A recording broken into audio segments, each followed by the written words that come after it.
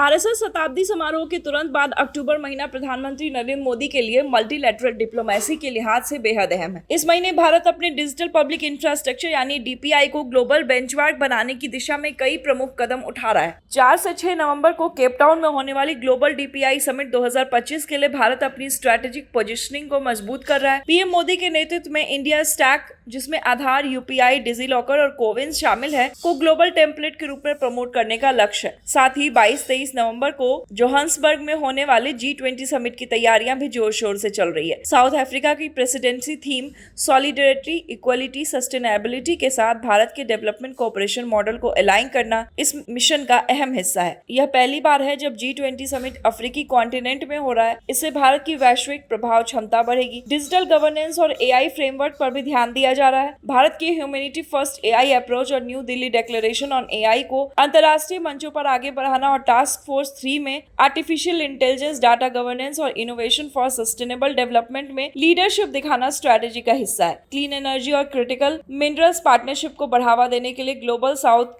Countries के साथ collaboration को तेज किया जा रहा है। India Middle East Europe economic corridor और partnership for global infrastructure and investment project supply chain और मैन्युफैक्चरिंग नेटवर्क्स मजबूत करेंगे। इस मल्टीलैटरल एंगेजमेंट के लिए इंडिया अपनी वसुधैव कुटुंबकम फिलॉसफी को वास्तविक रूप में फॉलो कर रहा है। डीपीआई एडॉप्शन में 20 से ज्यादा देशों के एमओयूज, क्लियर एनर्जी में 50 बिलियन इन्वेस्टमेंट और एआई गवर्नेंस में सेंट्रल रोल से भारत विश्व गुरु से विश्व मित्र की भूमिका में ट्रांजिशन भी कर रहा है।